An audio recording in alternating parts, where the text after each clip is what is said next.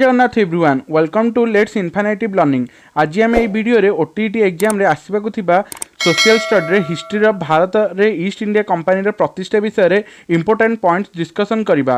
यह केवल ओटीईटी नुहे OSTT any other BEd exam or any competitive examination पई यह मध्य दरकार। एवं फ्रेंड्स तुम्हें मैंने यही वीडियो देखला बेले नोट्स करदेव, यह तुमको एग्जाम पूर्व रिकल करिबारे हेल्प करिबा। तो डेरी न करी चलो स्टार्ट करिबा। भारत में कंपनी शासन प्रतिष्ठा। ब्रिटिश शासन प्रतिष्ठा पूर्व भारत राजनैतिक अवस्था कौन थी चलो देखा। भारत वर्ष राजनैतिक इतिहास में परिवर्तन एक गतानुगतिक प्रक्रिया अटे। मध्ययुगीय राजनैतिक दृश्यपटे मुगल साम्राज्य प्रतिष्ठा भाव बाबर आविर्भाव होते। यही मुगल साम्राज्य औरंगजेब मृत्यु पर दीर्घ 150 वर्ष पर्यंत तिष्ठि रही। अष्टादश शताब्दीर प्रथमार्धे मुगल साम्राज्य पतन और विभाजन और द्वितीयार्धे पाश्चात्य शक्ति मान उत्थान है। एसहित भारत में आधुनिक जुगर आरंभ है। मुगल जुगर शक्तिशाली सम्राट औरंगजेब समय मरहटा सिख और जाट माने विद्रोह करते। औरंगजेब शेष निश्वास त्याग कले पर उत्तराधिकारी माने अत्यंत दुर्बल और अयोग्य थे। से माने अमीर मानक सहायतार शासन परिचालन करुले। सेमानक दुर्बलतार सुजोग नहीं अमीर बा संभ्रांत माने निज निजर स्वार्थ साधन पर लगी पड़े। दाक्षिणात्य सुबा निजाम उल मुल्क चेष्टार स्वाधीनता लाभ करथिला। मुगल शासक द्वारा से दाक्षिणात्यर गवर्नर रूपे नियुक्त पाइथिले। तांको मृत्यु पर यूरोपीय कंपनी गुड़िक यही सुजोग सुबार राजनीतिर हस्तक्षेप करथिले। अयोध्यार सुबा अयोध्या बनारस बा वाराणसी अलाहाबाद और कानपुर को नहीं गठित होता। सादत खां एहार सुबादार थिले। से दिल्लीर वाजिर बा प्रधानमंत्री होते। तांको पुत्र सुजाउद्दौला अयोध्यार नवाब हेले। से उत्तर भारत राजनीतिक प्रभाव विस्तार करथिले। दिल्ली रे उत्तर में लाहौर और मुल्तान मुगल शासनाधीन थिला। मुगल साम्राज्यर आभ्यंतरीण विशृंखलार सुजोग नहीं पारस्यर राजा नादिर शाह 1739 ख्रीष्टाब्द भारत आक्रमण कले। अवशेष दिल्ली को लुंठन कर शाहजहां निर्मित मयूर सिंहासन और कोहिनूर मणि हस्ती और अश्वगुड़िक संगे नहीं पारसे फेरीगले। राजपूत माने अकबर समय मुगल सम्राट को दृढ़ समर्थन दे आसुले। किंतु औरंगजेब संकीर्ण और धर्म द्वेषनीति राजपूत माने मुगल मान शत्रु हो गले। औरंगजेब मृत्यु पर राजपूत माने मेवाड़ बा उदयपुर मारवाड़ जोधपुर और अंबर जयपुर नामक स्वाधीन राज्य गठन कले। गुरु गोविंद सिंह सिख मानक संगठित कर लड़ुआ गोष्ठी गठन करथिले। तांको परे बांदा बहादुर सिख मानक नेतृत्व नहीं लाहौर अधिकार करथिले। सिख माने झेलम ठारू सतलेज नदी पर्यंत व्यापी भूखंड को निजर अधीन को आनिथिले। किंतु कौनसी राज्य गठन करने को सक्षम होई नथिले। सिख माने 12 गोटी संघरे संगठित होइथिले। प्रत्येक संघ को मिसल कह जाउथिला। औरंगजेब समय शिवाजी मरहटा शक्ति को एकत्रित कर मरहटा राज्य गठन करथिले। तांको परे तांको पुत्र शंभुजी को मुगल माने हत्या कले और तांको पुत्र साहूजी को बंदी करथिले। औरंगजेब पर मरहटा माने शक्तिशाली होई साहूजी को कारागार मुक्त कले और शिवाजी द्वितीय पुत्र राजा राम को राजा कराइले। मरहटा राज्य अधिकार पाई ताराबाई और साहूजी मध्य गृहयुद्ध लगिथिला।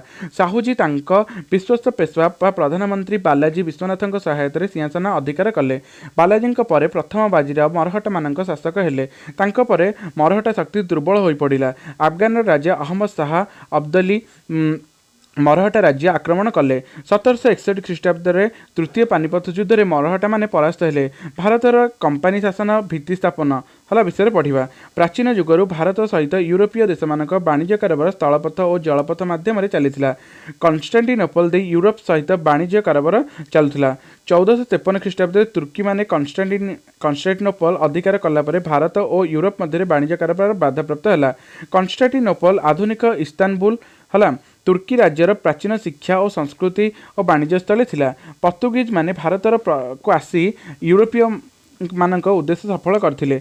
पोर्तुगीज 1498 ख्रीष्टाब्द पोर्तुगीज नाविक भास्को डा गामा उत्तमासा अंतरीप पार होई भारत में पश्चिम उपकूलस्थ कालिकट बा कोझिकोड ठारे पहुंची थिले। हला केबे 1498 ख्रीष्टाब्द भास्को डा गामा हिंदू राजा जामोरिन दरबार पहुंची पोर्तुगीज मानक वाणिज्य करने को प्रार्थना करथिले। राजा तांको अनुरोध रक्षा करी पोर्तुगीज मानक वाणिज्य करिवार अनुमति देइथिले। फल पोर्तुगीज माने भारत में वाणिज्य कोठी प्रतिष्ठा करथिले। भारतर गोवा डामंडियो सालसेट बेसिन बॉम्बे मुंबई बॉम्बेटा वर्तमान मुंबई आम कहूँ एवं बंगदेशर हुगुली स्थान में वाणिज्य कोठी निर्माण कर भारत में पोर्तुगीज उपनिवेश स्थापन करथिले। भारत में पोर्तुगीज गवर्नर भाव अल्बुकर्क नियुक्त होइथिले। से एक विराट नौशक्ति गठन करी पर्तुगीज मानक प्रतिपत्ति वृद्धि कराइथिले। इंग्रेज और ओलंदाज मानक सह प्रतिद्वंदिता करि न पारि पर्तुगीज माने भारतरु विताड़ित होइथिले। ओलंदाज 16 शताब्दीर शेष भागरे हॉलैंड बा वर्तमान नेदरलैंड अधिवासी डच बा ओलंदाज भारत सहित वाणिज्य करने को प्रयास करी नौयात्रा आरंभ करथिले। 1602 ख्रीष्टाब्द से डच ईस्ट इंडिया कंपनी गठन करथिले। सेमाने पर्तुगीज मानक सह संघर्ष करी सेमानक अनेक वाणिज्य कोठी दखल करनेले। भारत में एकचेटिया व्यवसाय करी साम्राज्य विस्तार करने पे चेष्टा कला बेले इंग्रेज मानक सहित सेमानक संघर्ष होइतिला। शेष में इंग्रेज मानक ठारू परास्त होई भारतरु विदाय नहीं इंडोनेशिया जाभा और सुमात्रा अंचल को वाणिज्य करने को पलाई गले। गुजरात करमंडल उपकूल बंगदेश बालेश्वर कोचिन आदि स्थान में सेमाने वाणिज्य कोठी स्थापन कले। दिनामार डेनमार्क अधिवासी डेनस को ओडिया रे दिनामार कहुए। से गोटे वाणिज्यिक कंपनी गठन कर भारत में वाणिज्य करने को आसते। से बंगदेश श्रीरामपुर ठारे वाणिज्य कोठी प्रतिष्ठा करते और इंग्रेज मानक सेमानक वाणिज्य कोठी विक्रय कर भारत विदाय नहीं। ब्रिटिश ईस्ट इंडिया कंपनी है फ्रांसिस डेक 1580 ख्रीष्टाब्द में जलयात्रा कर पृथ्वी परिक्रमा करने पर इंग्रेज माने प्राच्य सहित वाणिज्यिक संपर्क स्थापन करने को प्रयास करते। इंग्रेज माने मांद्रास ठारे सेंट डेविड नामक एक दुर्ग निर्माण करते। इंग्लैंड राणी प्रथम एलिजाबेथ राजत्व काल शेष भाग को इंग्लैंड दले वणिक और नाविक प्राच्य देश सहित वाणिज्य करने राणी अनुमति भिक्षा करते। 1600 ख्रीष्टाब्द में राणी से प्रार्थना मंजूर कर प्राच्य देश सहित वाणिज्य करने को एक सनंद प्रदान करते। राणी सनंद पाई company British East India company नाम कौन नामित होता। 1609 ख्रीष्टाब्द में इंग्लैंड राजा प्रथम जेम्स कंपनी कैप्टेन हॉकिन्स को जहांगीर दरबार को पठाई। हॉकिन्स का अनुरोध क्रमे जहांगीर इंग्रेज मानक सूरत ठारे एक स्थायी बसति स्थापन करने आदेश पत्र देते। 1615 ख्रीष्टाब्द में इंग्लैंड राजदूत सर टमास जहांगीर दरबार को आसी जहांगीर घनिष्ठ संपर्क स्थापन करते। इंग्रेज कंपनी भारतर पूर्व और पश्चिम उपकूल तथा देशर दूरवर्ती स्थान मानक वाणिज्य कोठी निर्माण करते। सेगुड़िक मध्य मछलीपट्टनम महानदी मुहाणस्थ हरिपुर बालेश्वर हुगुली पाटना और कासिम बजार प्रभृति उल्लेखयोग्य। मांद्राज व चेन्नई बम्बे मुंबई और कलिकता कोलकाता वर्तमान इंग्रेज मानक प्रधान वाणिज्य केन्द्र थिला। 1640 ख्रीष्टाब्द में इंग्रेज माने मांद्राज ठारे फोर्ट सेंट जॉर्ज नामक वाणिज्य केन्द्र निर्माण करते। है 1690 ख्रीष्टाब्द में ईस्ट इंडिया कंपनी बंगर हुगुली नदी कूल फोर्ट विलियम दुर्ग निर्माण कले। फरासी ईस्ट इंडिया कंपनी इंग्रेज ईस्ट इंडिया कंपनी गठित होबार 24 वर्ष पर फरासी ईस्ट इंडिया कंपनी गठित होता। फ्रांस सम्राट चतुर्दश लुई मंत्री कोलबर्ट पृष्ठपोषकतार 1664 ख्रीष्टाब्द में फरासी ईस्ट इंडिया कंपनी गठित होता। मोगल सम्राट औरंगजेब का अनुमति पाई फरासी ईस्ट इंडिया कंपनी सूरत ठारे वाणिज्य कोठी निर्माण करते। पर मछलीपट्टनम पंडिचेरी व पुदुचेरी और बंगलार चंदननगर ठारे वाणिज्य कोठी निर्माण कले। फरासीर विचक्षण राजनीतिज्ञ डुप्ले चंदननगर शासनकर्ता रूपे नियुक्त हेले। वणिक गोष्ठी संघर्ष भारत में वाणिज्य करने और राज्य विस्तार करने इंग्रेज और फरासी मान मध्य संघर्ष सूत्रपात होता। यही संघर्ष कर्णाटक राज्य आरंभ होता। प्रथम कर्णाटक समर 1740 रु 1748 इंग्रेज और फरासी मान मध्य ऑस्ट्रिया राजगादीर उत्तराधिकारी विषय नहीं एक युद्ध 1740 रु 1748 पर्यंत होता। ताहार प्रभाव भारत में प्रतिफलित होता। फल दाक्षिणात्य कर्णाटक राज्यर इंग्रेज और फरासी मध्य 3 गोटी समर होता। प्रथम कर्णाटक समर युद्ध में इंग्रेज और फरासी दुई विपरीत पक्ष भाव में युद्ध अवर्तीर्ण होते। इंग्रेज माने प्रथम फरासी मानक दुर्ग पंडिचेरी व पुडुचेरी आक्रमण कले। फल डुप्ले नेतृत्व में फरासी सैन्यबाहिनी इंग्रेज मानक दुर्ग मांद्राज व चेन्नई आक्रमण कर मांद्राज दखल कले। यही समय यूरोपर इंग्रेज और फरासी मानक मध्य शांति चुक्ति होता। फल संघर्ष बंद है और डुप्ले इंग्रेज मानक मांद्राज व चेन्नई फेरई देले। द्वितीय कर्णाटक समर 1750 रु 1754 मसीहा मध्य होता।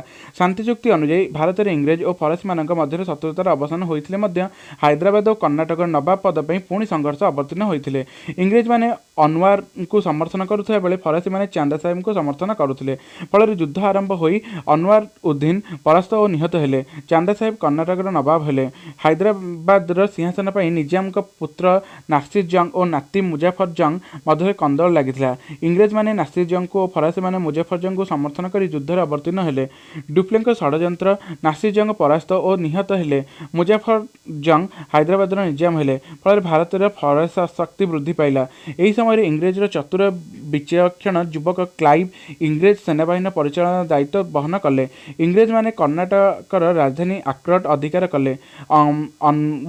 अनवारुद्दीन पुत्र मोहम्मद अली को कर्णाटक नवाब कराइले। यही समय फ्रांस सरकार डुप्लेन को फ्रांस को फेरई नेले। फल फरेस्ट मान क्षमता भारत लोप पाइला। तृतीय कर्णाटक समर 1758 मसीह 1756 ख्रीष्टाब्द यूरोप इंग्लैंड और फ्रांस मध्य 7 वर्षीय युद्ध लगिला। यार प्रतिक्रिया भारत में प्रतिफलित है। इंग्रेज सेनाध्यक्ष क्लाइव 1757 ख्रीष्टाब्द फरासी वाणिज्य कोठी चंदननगर अधिकार कले। फरासी सरकार युद्ध चलाइबा काउंट डी लाली को भारत पठाइथिले। काउंट डी लाली 1758 ख्रीष्टाब्द सेंट डेविड दुर्ग अधिकार कले। 1760 ख्रीष्टाब्द इंग्रेज सेनापति आयर कुट वांडी वास युद्ध में डी लाली को परास्त कले। कर्णाटक समर पर इंग्रेज माने अधिक शक्तिशाली होई बंग देशर क्षमता विस्तार पर प्रयास कले। भारत इंग्रेज साम्राज्य विस्तार पर संघर्ष। बंग देश में इंग्रेज ईस्ट इंडिया कंपानी आलीवर्दी खां 1740 ख्रीष्टाब्द निजको बंगलार नवाब बोली घोषणा करथिले। 1740 ख्रीष्टाब्द 1756 ख्रीष्टाब्द पर्यंत से बंग बिहार और ओडिशा शासनकर्ता होइतिले। आलीवर्दी खां 1756 अप्रैल मास 9 तारिख में परलोक गमन करथिले। आलीवर्दीन मृत्यु पर तांको नाती सिराजुद्दौला बंगर नवाब हेले। सिराजुद्दौला निजर बुद्धि और प्रयोग करी तांकर शत्रु मानकु परास्त और करगत कले, किंतु इंग्रेज मानक औद्धत्य तांको असह्य कला। इंग्रेज माने तांको बिना अनुमति कलिकतार दुर्ग निर्माण और संप्रसारण करने कार्य कर चलिले। इंग्रेज माने तांको आदेश को अमान्य करने को सिराज 1757 ख्रीष्टाब्द कलिकता व कोलकाता आक्रमण कले। सिराज आक्रमण भय इंग्रेज गवर्नर डेक और तांको अनुगामी नदी पार हो पलाईगले। डेक स्थान में हलवेल नूतन गवर्नर हो कलिकता व कोलकाता अवस्थान करुले। सिराज हलवेल और आउ केते जन को बंदी करी आनी एक कोठरी आबद्ध कर रखिले, जोठारे सेमानकर मृत्यु होइथिला। सिराज कलिकता अधिकार खबर पाई क्लाइव एवं इंग्रेज सेनापति वाटसन मांद्राजरू कलिकता व कोलकाता आसिले। कलिकता व कोलकाता पहुंची क्लाइव चंदननगर अधिकार कले एवं सिराज सहित युद्ध और संधि करथिले। एही संधि फल इंग्रेज माने कलिकता दुर्ग निर्माण करने को अनुमति पाइले। सिराजुद्दौला 25 जून 1756 रे पोर्ट विलियम दुर्ग मध्य 18 फुट लंब और 14 फुट 10 इंच प्रस्थ विशिष्ट एक अंधकार कोठरी मध्य 146 जन इंग्रेज को बंदी कर रखिते। प्रचंड उत्ताप और तृष्णार श्वासरुद्ध हो 123 जन प्राणत्याग करथिले। ताहाकु इंग्रेज माने अंधकूप हत्या नाम नामित करथिले। क्लाइव और सिराजुद्दौला बंगर नवाब पदरु हटाइबा पई केतेक राजकर्मचारी को गोपन रे हाथ करी सिराजंग सह कूटनीति आश्रय नैथिले। इंग्रेज माने नवाब सिराजुद्दौला सह एक संधि करथिले, पलासी युद्ध। इंग्रेज और सिराजुद्दौला मध्य होइथिबा संधि को सिराज अवमान करथिले। अभियोग करी क्लाइव नवाब विरुद्ध सैन्य चालना करथिले। भागीरथी नदी कूल पलासी नामक स्थान में 1757 जून 23 तारिख दिन सिराज और क्लाइव मध्य युद्ध आरंभ होला। यही युद्ध पलास ठारे होइथिबारु एहाकु पलास युद्ध कहगला। युद्ध क्षेत्र में मिर्जाफर और राय दुल्ला विश्वासघातकता कले। सिराज यही युद्ध में परास्त हेले। इंग्रेज माने मिर्जाफर को बंग नवाब कले। इंग्रेज माने बिना शुल्क वाणिज्य करने से मुगल सम्राट अनुमति पत्र बा दस्तखत लाभ करथिले। एह फल नवाब और सिराजुद्दौला राजस्व हानि घटुला। कलिकता इंग्रेज मानक दुर्ग निर्माण कार्य सिराजुद्दौला आदेश को अवमानना करने भली होइथिला। फल नवाब हृदय इंग्रेज मानक प्रति प्रतिशोध नेबा को बाध्य करथिला। पलास युद्ध पर बंग देशर अन्य यूरोपीय शक्ति संपूर्ण भाव निश्चिन्न होइथिला। मिर्जाफर नवाब हेला पर क्लाइव और अन्य इंग्रेज कर्मचारी मानक प्रचुर अर्थ प्रदान करथिले। इंग्रेज मानक 24 परगना अंचल जमीदार रूपे देइथिले। एही समय क्लाइव इंग्लैंड को फेरीगले। इंग्रेज कर्मचारी माने अधिक विशृंखलित होई अधिक अर्थ लोभरे मिर्जाफर को सिंहासन विताड़ित करी तांको जामाता मीर कासिम को सिंहासन बसाइले। मिर्जाफर बंगर नवाब हेले हैं इंग्रेज माने तांकर प्रभु होई रहिथिले। फल नवाब इंग्रेज मानक संतुष्ट करने प्रचुर अर्थ दे सर्वस्वांत हो पड़े। मिर्जाफर जन देशद्रोही और प्रतारक एवं विश्वासघातक रूपे विवेचित हो जनसाधारण आस्था हराइथिले। मीर कासिम नवाब हेला पर स्वाधीन भाव में से शासन करने स्थिर करथिले। इंग्रेज मानक ठारू दूर रही शासन करने से निज राजधानी मुर्शिदाबाद ठारू मुंगेर को उठाई नहीं। मीर कासिम भारतीय बणिक मानक उपरे वाणिज्य कर छाड़ करदे। फल इंग्रेज वाणिज्य कारोबार में बाधा सृष्टि है। तेणु इंग्रेज माने मीर कासिम को नवाब पदरु अपसारण करने सहित युद्ध कले।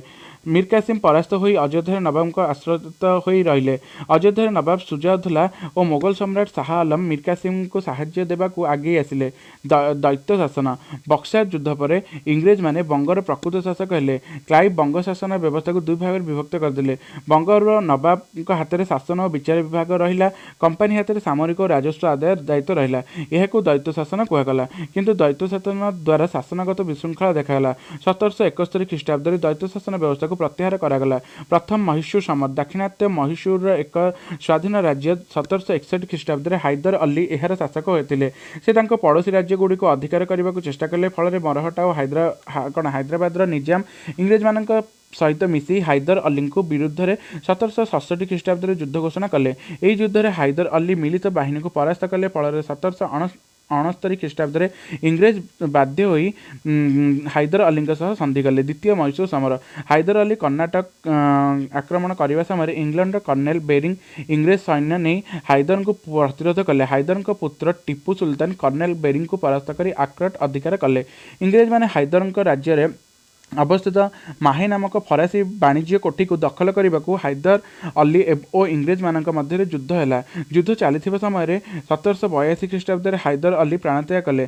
सुयोग्य पुत्र टीपू सुल्तान इंग्रेज विरुद्ध में युद्ध चालू रखी। टीपू इंग्रेज सैन्यबाहिनी ब्रिगेडियर मैथ्यूस और सैन्यबाहिनी को बंदी कले। इंग्रेज और टीपू मध्य एक शांति चुक्ति है। यही चुक्ति अनुसार उभय पक्ष युद्ध समय हर राज्य फेरी पाइले। टीपू सुल्तान जड़े स्वाधीनचेता वीरपुरुष और सुशासक एवं प्रवीण राजनीतिज्ञ थे। असाधारण वीरत्व और साहसिकता से मैसूर बाघ नाम परिचित थे कि टीपू सुल्तान को मैसूर बाघ कहुए। तृतीय मैसूर युद्ध टीपू सुल्तान शक्ति और क्षमता देखि निजाम और मरहटा माने भय कर इंग्रेज सहित मेंट कले। 1790 ख्रीष्टाब्द टीपू इंग्रेज मित्र राज्य त्रिबांगुड़ आक्रमण करू इंग्रेज माने टीपू विरुद्ध युद्ध कले। कर्नवालिस एक सैन्यबाहिनी नहीं टीपू राजधानी सेरिंगापत्तम अधिकार कले। टीपू बाध्य होई इंग्रेज मान सहित संधि कले। यह सेरिंगापत्तम संधि कहगला। चतुर्थ मैसूर युद्ध टीपू सुल्तान निज पराजयर प्रतिशोध नेबाई निजर सैन्यबाहिनी को फरासी मान द्वारा तालीम दे अधिक शक्तिशाली कराइथिले। 1799 ख्रीष्टाब्द इंग्रेज गवर्नर वेल्सेली मरहट्टा और निजाम सहित मिसी पुनराय टीपू राज्य को आक्रमण कले। टीपू साहसर सहित लड़े कले। 1799 ख्रीष्टाब्द टीपू युद्ध में निहत हेले। पर मैसूर राज्य तीन भाग में विभक्त है। इंग्रेज माने मरहट्टा शक्ति को लक्ष्य रखी मरहट्टा मान अंतर्विवादर सुजोग नेले। मरहट्टा माने गायकवाड़ भोंसला सिंधिया और कौन होलकार वंश परी परस्पर मध्य कलहरे लिप्त थिले। इंग्रेज माने एही सुजोग रे मरहट्टा मान युद्ध करी मरहट्टा शक्ति को ध्वंस कले। सामंत संधि प्रथा भारतीय राज्यगुड़िक उपर इंग्रेज मानकर प्रभाव विस्तार करने निमंते वेल्सेली एक प्रथा प्रचलन करथिले जहाकु सामंत संधि बा अधीनतामूलक मित्रता कहुए। सामंत संधिर सत्त इंग्रेज मान अनुमति न नहीं कौन देशीय किंबा विदेश शक्ति सहित संपर्क रखिपारे नहीं। निज खर्चरे दले इंग्रेज सैन्य को निज राज्य में रखिए। सैन्य मान खर्च देवाको असमर्थ हेले सही खर्च बाबद को निज राज्य एक अंश इंग्रेज मान देवे। प्रथम हैदराबाद निजाम पर भोंसला और सिंधिया यही संधि ग्रहण करी निज निज राज्य खंडे खंडे इंग्रेज मान देते। तांजो सुराट राजपुताना अंचल जोधपुर जयपुर और उदयपुर अंचल प्रभृति राज्य शासक मैंने सामंत संधि ग्रहण करते। फल से निजर स्वाधीनता हराइथिले। वेल्सेली थिले जड़े उग्र साम्राज्यवादी शासक। भारत में कंपानी शासन को शक्तिशाली करी एवं देशीय राज्यर आभ्यंतरण कार्य हस्तक्षेप करी साम्राज्य विस्तार करने एक नूतन योजना करथिले। ताहा थिला सामंत संधि। राजस्व लोप नीति कौन अपौत्रिक राजा पोष्य पुत्र ग्रहण करें नहीं और तांको मृत्यु पर तांको राज्य इंग्रेज साम्राज्यभुक्त होबार व्यवस्था को राजस्व लोप नीति कहुए। भारतर गवर्नर जनरल लॉर्ड डेलहाउसी यार प्रवर्तक थे। भारतर इंग्रेज मान साम्राज्य विस्तार करने यही नीति डेलहाउसी प्रयोग करथिले। एही नीति अनुसार सतरा झांसी नागपुर संबलपुर जैतारपुर प्रभृति देशीय राज्य इंग्रेज साम्राज्यभुक्त होता। ब्रिटिश शासन संप्रसारण और डेलहाउसी शांतिपूर्ण उपाय बहुदेशीय राज्यगुड़िक ब्रिटिश शासनाधीन कर जो उपाय करथिले ताहा थिला राजस्व लोप नीति। ईस्ट इंडिया कंपानी शासन व्यवस्था। ईस्ट इंडिया कंपानी कुशासन और दुर्नीति को लक्ष्य कर ब्रिटिश सरकार यह व्यापार हस्तक्षेप करथिले। भारतर संपूर्ण आर्थिक और देवालिया परिस्थिति मध्य गति करुथिला। कंपानी कर्मचारी माने दुर्नीतिखोर मनोभाव उपर अंकुश लगाइबा और शासन भार नियंत्रण करने उद्देश्य ब्रिटिश सरकार हस्तक्षेप निश्चित हो पड़ा। नियामक आईन इंग्रेज ईस्ट इंडिया कंपनी वाणिज्य करने संगे संगे भारतर राज्य विस्तार कले एवं मन इच्छा शासन चलाइले। यह ब्रिटिश पार्लियामेंट सह्य कर पारा ना। 1773 ख्रीष्टाब्द इंग्लैंड प्रधानमंत्री लॉर्ड नॉर्थ भारतर कंपनी शासन को नियंत्रण करने एक आईन पार्लियामेंट रे गृहीत कराइले। यह रेगुलेटिंग एक्ट बा नियामक आईन कहुए। एथिरे उल्लेख थिला जे बंगर गवर्नर इंग्रेज शासित अंचल गवर्नर जनरल बा बडलाट हेबे। बम्बे और मांद्राज गवर्नर तांका अधीन रे रही कार्य करिवे। बडलाट को सहाय्य करिया पई 4 जण सभ्यों को नहीं गोटे शासन परिषद बा काउंसिल गठित हेबो। इंग्रेज कर्मचारी दोष त्रुटि विचार कलिकता बा कोलकाता ठारे एक सुप्रीम कोर्ट स्थापन करागला। भारतर शासन समस्त खबर बिलात पार्लियामेंट को जणाइबा पई कंपनी को बाध्य करागला। हला पुरातन नाम परिवर्तित नाम देख पुरातन कौन था पुन्ना एवं पुण्य हो जाए। त्रिवेंद्रमटा तिरुवनंतपुरम होती। कोचिन कोची होती। बांगालोरटा बेंगालुरु होती। पिट को भारत शासन आईन 1784। विलियम पिट भारत शासन व्यवस्था विशृंखलित व्यवस्था को व्यवस्थित करने 1784 ख्रीष्टाब्द एक नूतन आईन प्रणयन करते। यह पिट को भारत शासन आईन नाम परिचित थिला। नियामक आईन केते दोष त्रुटि सुजोग वारेन हेस्टिंग भारतर मन इच्छा शासन चलाइले। सही त्रुटि को सुधारिबा पई बिलात पार्लियामेंट रे प्रधानमंत्री पिट साहेब एक आईन कले। ता पिट भारत शासन आईन नाम नामित। यही आईन अनुसार बिलात रे बोर्ड ऑफ कंट्रोल बा नियंत्रण परिषद गठन करागला। यही बोर्ड ऑफ कंट्रोल हाथ में भारत शासन सर्वोच्च क्षमता रहा। गवर्नर जनरल क्षमता बढ़ाई दिगला।